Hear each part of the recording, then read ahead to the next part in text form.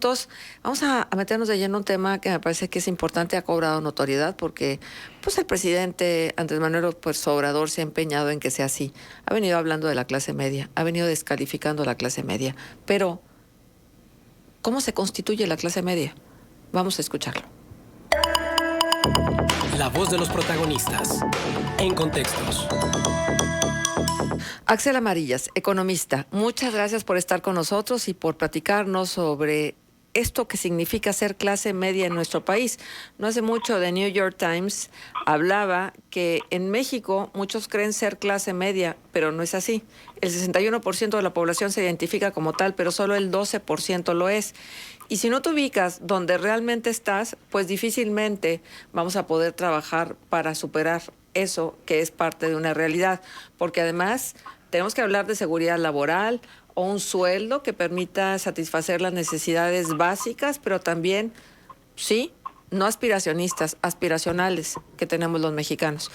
Gracias por acompañarnos, Axel. ¿Qué tal, Marcelo? Un saludo a ustedes en el auditorio y a la comarca lagunera en general. Sí, como lo mencionas, este tema en particular, ¿no?, de la definición de clase media es realmente todo un, por así decirlo, todo una discusión, ¿no?, en términos de cuantificación, porque finalmente cuando estamos ante un escenario de cómo, por así decirlo, estratificar o clasificar a la población de un país, pues podemos encontrar diferentes metodologías. Definir a cuánto equivale la clase media en un país como México, pues es tan complicado como definir los indicadores, ¿no?, de desarrollo económico que pues hasta la fecha siguen siendo una discusión, ¿no? Entonces ahí sale a reducir dos metodologías, o bueno, hay N metodologías para la clase media, pero vale la pena mencionar dos. Una es aquella que lleva a cabo la OCDE, la Organización para la Cooperación y el Desarrollo Económicos, y la otra es la metodología que ya utiliza el INEGI para cuantificar a la clase media. Ambas son metodologías muy diversas o pares, es decir, no se parecen mucho entre sí. Y ahorita vamos a explicar por qué. Por ejemplo, la de la OCDE es muy sencilla. Simplemente menciona que la clase media del país es aquella en la que los ingresos de los hogares están entre el 75% y el 200% del ingreso nacional medio o el promedio del ingreso nacional. Ahí, por ejemplo, nos podemos ir a la estadística del Producto Interno Bruto per cápita que tiene el Banco Mundial. Y ahí, por ejemplo, vemos que el PIB per cápita para México es de $9,946 al año. Y lo multiplicamos por el 20.42, que fue el tipo de cambio del día de ayer, pues nos daría un PIB per cápita de 203 pesos en promedio al año. Eso nos daría, dividiéndolo entre 12, pues el ingreso promedio de un país como México es de 19.924 pesos al mes. Entonces, ya con ese indicador, por ejemplo, ya podemos cuantificar, ¿no?, cuánto equivale el ingreso para ser parte de la clase media según la metodología de la OCDE. Recordemos, decíamos, entre el 75 y el 200% de este ingreso promedio. Quiere decir que todos aquellos hogares, ¿no?, que tengan un ingreso entre 12.693 pesos y 33.849 pesos conforman lo que viene siendo la clase media. Uh-huh. Ahora, obviamente el nivel de ingreso sería muy variante si lo aplicamos a nivel hogar o a nivel individuo, porque obviamente puede haber varios hogares que tengan este nivel de ingreso conjunto, ¿no?, entre 2, 3, 4 fuentes de ingreso, o personas que laboran en el hogar. Pero si lo vemos a nivel individual, pues ya se reduce mucho, ¿no?, claro, el ingreso. Ahora, si me permite, la estadística del INEGI nos muestra otros indicadores, porque no solamente se enfoca en el nivel de ingreso, sino también en algunas características cualitativas. Por ejemplo, el INEGI habla de que somos el 39.16% de las personas forman parte de la clase media, mientras que el 59.13% forma parte de la clase baja y 1.71% de la clase alta. Aquí, por ejemplo, el INEGI no solamente trabajando los niveles de ingreso del país, menciona que se toman características cualitativas como si el hogar tiene una computadora, si el hogar gasta más allá de 4.300 pesos trimestrales en alimentos, que si el hogar tiene una tarjeta de crédito, que si el hogar tiene, que exista un jefe del hogar con menos educación media superior, etc. Entonces, sin duda, ¿cómo cuantificar clase media? Es toda una discusión porque existen diferentes metodologías. Pero yo creo que con estos dos indicadores ya podemos darnos nosotros una idea, ¿no?, de qué es lo que conforma la clase media en México. Y también algo muy importante e interesante mencionar, que la clase media no necesariamente es donde se termina la línea de pobreza que menciona el Coneval, porque en ocasiones tenemos esa lógica, ¿no? Si no formamos parte de las estadísticas de pobreza del Coneval, ya no somos, por así decirlo, clase baja, podemos pasar al siguiente estrato, que es clase media. Pero no necesariamente es así. Todo depende precisamente de la forma y de cómo cuantificar. Axel, te saludo con mucho gusto, soy Arturo González. Fíjate que hace poco escuché esta valoración más como económica, más específica de los bienes y los ingresos. Pero luego también escuché otra que hablaba, es que también la clase media es una actitud. Es por eso que algunos, tal vez no cumpliendo con estas valoraciones más numéricas, se asumen como parte de la clase media. Y ponían un ejemplo, me parece muy interesante. Por ejemplo, un burócrata que puede estar con ingresos copiosos, puede sentirse incluso como clase trabajadora y no necesariamente clase media, o identificarse más como clase trabajadora y no como clase media.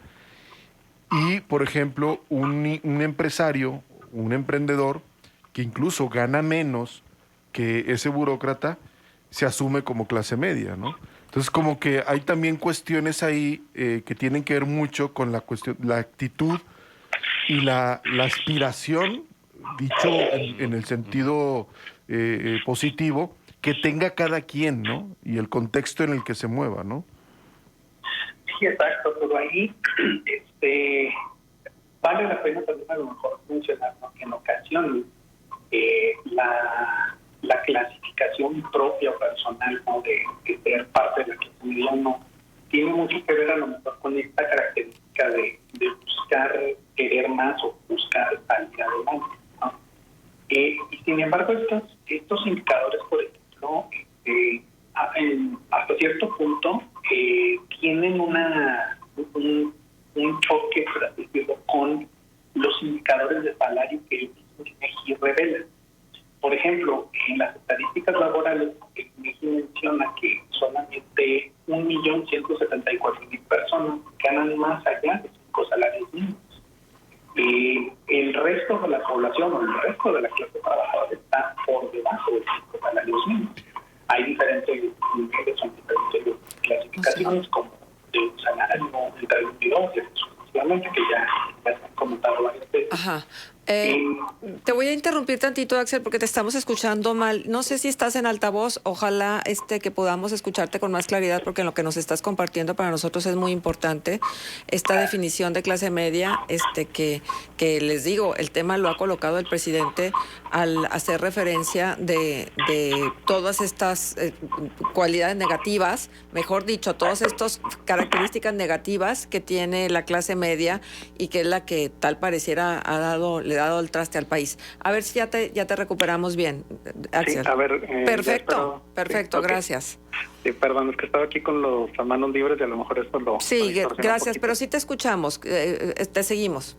Gracias, Marcela. Sí, entonces ahí, por ejemplo, podríamos mencionar un poco este indicador, ¿no? O sea, que solamente 1.174.000 trabajadores ganan más allá de 5 salarios mínimos. mientras que el resto de la clase trabajadora o no recibe ingresos, como aquellos que llevan a cabo actividades no remuneradas, ¿no? Como están debajo de 5 salarios mínimos. Entonces, ahí es donde ya podemos visualizar un poco, en términos, como mencionaba Arturo, ¿no?, de clase trabajadora, cómo los indicadores cambian un poco si lo mencionamos en términos de ingreso salarial. Y hasta cierto punto cómo choca o se contrapone con lo que mencionamos de estadísticas a nivel nacional con respecto a estandarizar una clase media. Uh-huh. Pero mira, yo he encontrado que mucha gente que se autodefine como clase media no tiene seguridad social y no tiene para pagar un hospital privado, pero vive en barrios, en colonias que pudieran ser clasificadas como de clase media. Entonces, aunque tengas una carencia de estas que son consideradas básicas, según Coneval o según el INEGI, no se modifica tu estatus de cara a la definición de lo que la academia dice que es clase media. Sí, exacto. Por ejemplo, un indicador de clase media que tome en cuenta características más cualitativas debería de tomar en cuenta todos estos indicadores. Por ejemplo, el que tú mencionas, tener acceso a seguridad social.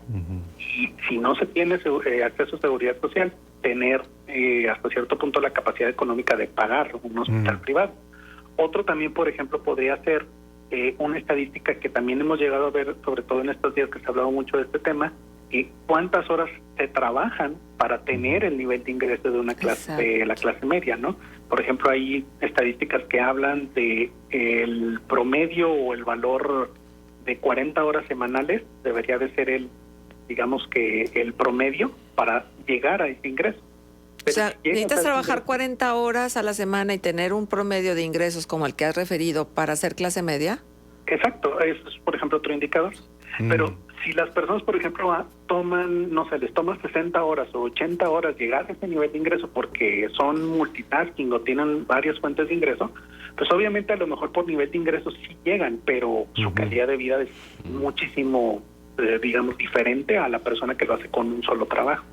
Claro. Entonces, ahí vale la pena mencionar que la definición de clase media, como comentaba en un principio, es muy parecida a la definición de desarrollo económico. Lo podemos hacer solamente con el ingreso o lo podemos hacer con el ingreso, varios aspectos cualitativos que conformen o nos den un sentido de lo que es calidad de vida.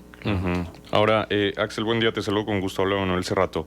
La movilidad social en el país se va a ver comprometida con toda esta perspectiva económica en los próximos años, es decir, ¿Cuna seguirá siendo destino? Ese es un tema bastante interesante, sobre todo por lo que nos está pasando actualmente, ¿no? Con la crisis económica de 2020-2021 relacionada con la pandemia.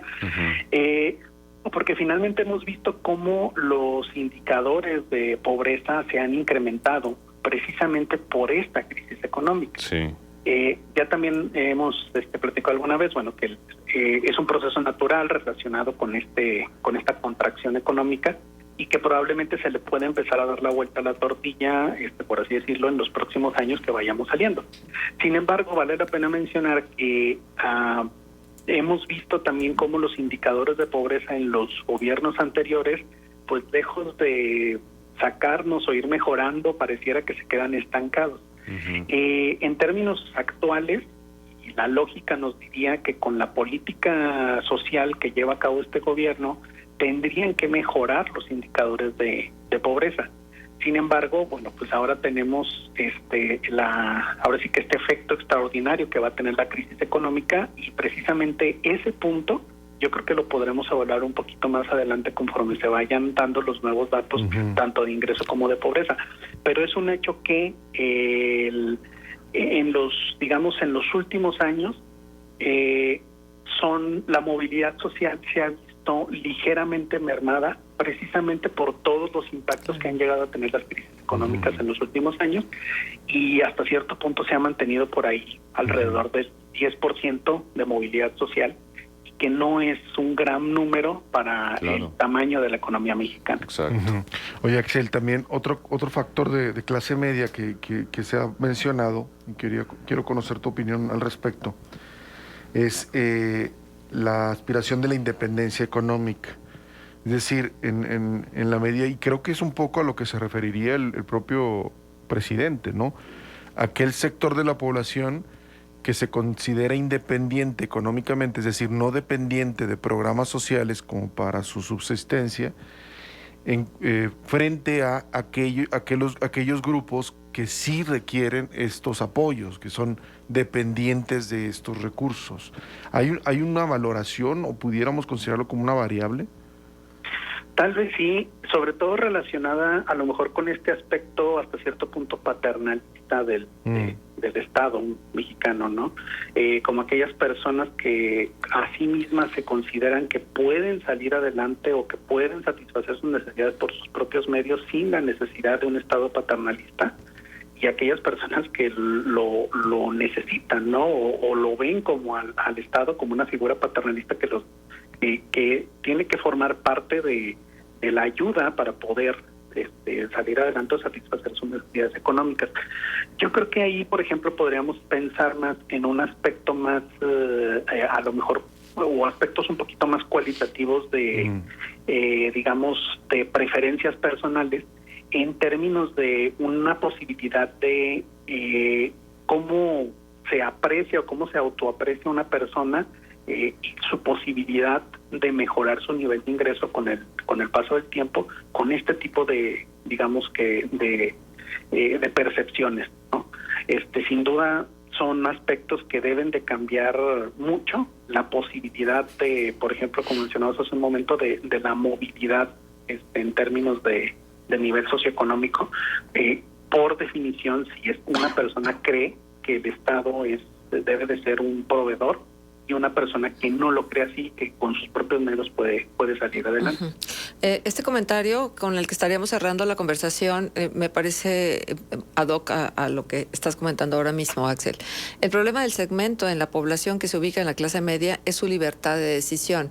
No es tan controlable políticamente con programas sociables o no le son indispensables. La libertad de decisión es lo que políticamente caracteriza a esa llamada clase media. Puede definir vacaciones, comida, ropa, y atarla a una corriente política es difícil. De hecho, es lo que le dio el triunfo a AMLO en 2018 y que ahora le dio la vuelta en 2021, y que mejor ejemplo es la Ciudad de México o Coahuila mismo. Solo hay que ver el perfil del votante de Morena en 2018 y ahora en 2021.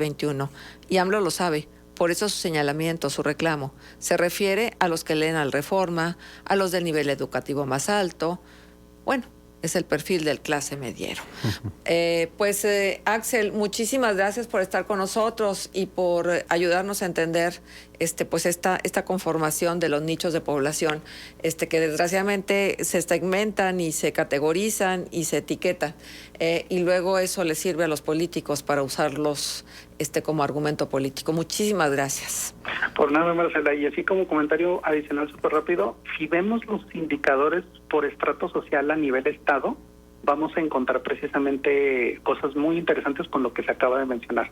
Sí. Los estados con mayores estratos tienden a tener una posición muy diferente al resto del país o a los estados que están con los niveles de estratos más bajos, y ahí vamos a encontrar cosas muy muy interesantes en esos muy términos, bien. Porque el comentario sí es bastante atinado. Muchísimas gracias. Gracias, Axel. Hasta la próxima. Axel Amarillas estuvo con nosotros. Pausa.